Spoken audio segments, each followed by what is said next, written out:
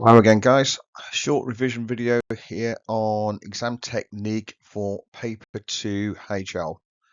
As ever, we hope it's useful. If you've watched any of our previous videos, you know the starting point always is, what are you up against? It's 1 hour 45 minutes. Okay, so 105 minutes. 50 marks. Section A, answer all questions. Section B, answer one question only. So next stop, again, if you watch our previous videos, is timing. Yes, the time allocation for section A and the number of marks available is greater than section B. But recommendation is always take on the hardest challenge at the start of the exam when you're fresh. So go to section B, have a look at both the questions and choose the question you're going to cover. Remember your timing, 42 minutes from the start. That includes your reading time. Stick to the timing. Once the 42 minutes is up, irrespective if you have finished or not, you move on to section A. If you make up time at the end, you complete section A, go back to section B, put an asterisk next to where your question stopped and put C continuation. The examiner will look for the continuation and just put section B, question, whatever, continued. And they will look at it holistically. But timing, okay? Absolute necessity to your success. Now, the paper 2 will be quantitative, and I am aware there are students out there who have not really been taught or not really taught in any depth your business tools from the syllabus. Make sure you go back, you revise them.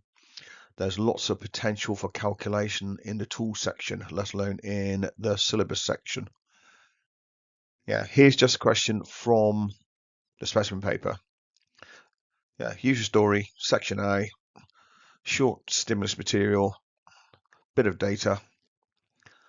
Straight away you can see what they're looking at. You've got costing, direct cost, fixed costs, maximum production capacity, price of new watch. Read carefully, okay, what's happening. Okay, looking at a new product launch.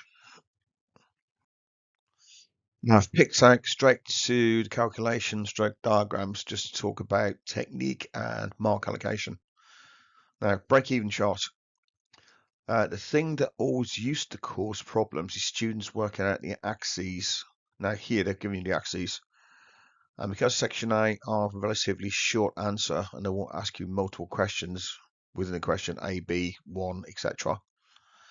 Yeah, what they can actually do is fairly limited. So you have the axes, they're labeled for you, and you have the values. Again, nice and easy. Now there is a way of drawing a break-even chart, and please, if you haven't watched our video on it, it's in the playlist on Unit 5. There's only one video in there at the moment. We are all teaching, so yeah, we're trying to get videos up as quickly as possible, guys. So, but there is one for break-even. It takes you through simply how to draw a break-even chart. But the largest problem we found is students not labeling axes and not being able to calculate the correct values for the axes for information given. Now, important presentation. IB are exceptionally hot on their presentation. Look at the mark allocation.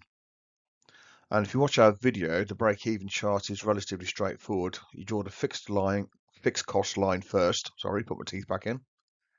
It's a straight horizontal line. Next, you draw the total revenue line. So 45-degree angle starts at the origin, and it will coincide at 100,000 watches and 16 million revenue. Now, for the total cost line, I don't normally say anything about ignore your teachers, but I still know there's lots of teachers out there are teaching.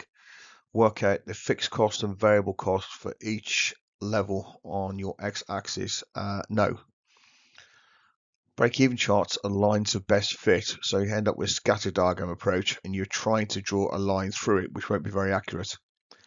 Irrespective or not, if they ask you to calculate the break-even point, always calculate the break-even point to draw a total cost line. Because you know it will start here at 6, okay?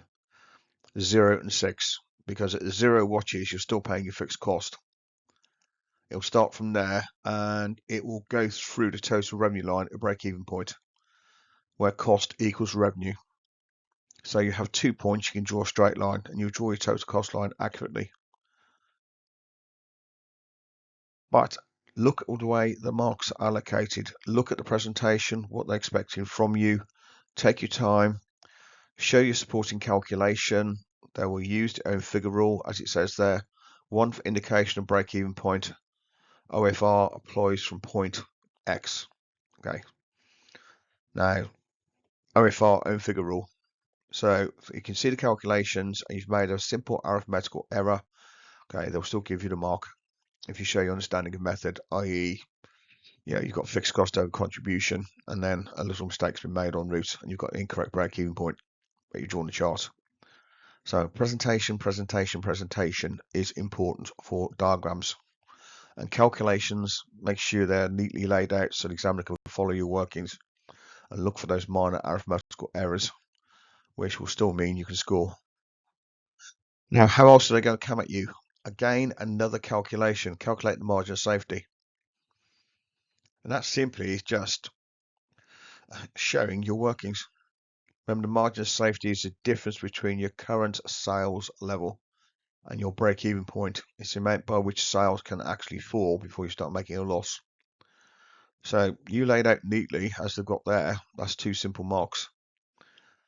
Look at the 2 marker below. C.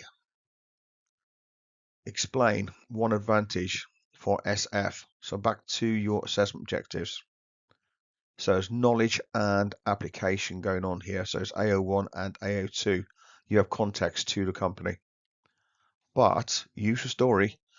2 marks if you're precise, as you've got there. Those 2 sentences, that's 2 marks. You're not looking to write essays. It's a 2-mark question. They're testing basic knowledge and ability to apply to the context. Right, section B, I'm going to focus just on the 10 marker for the moment. Now, do not again think this is scary monsters. It just goes back realistically, if you look at our previous video on how to attack section B on paper 1, look at the 9 to 10. What's the difference? It's the same skills that they are assessing. But here, because it's paper 2, there's going to be lots more data.